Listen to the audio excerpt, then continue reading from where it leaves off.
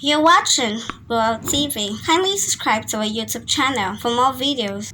Click on the subscribe button and the bell beside it. These will notify you once we drop a new video. Thank you.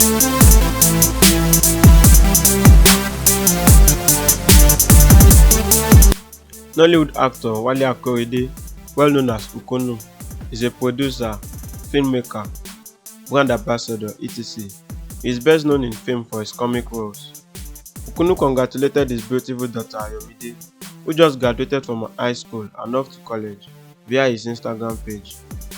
Sharing photos of her, the comic actor captioned,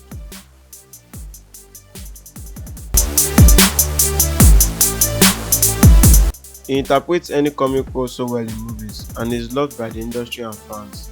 Ukonu was a businessman before his friend and colleague Muyiwa Ademola introduced him to acting, and he has been successful since then.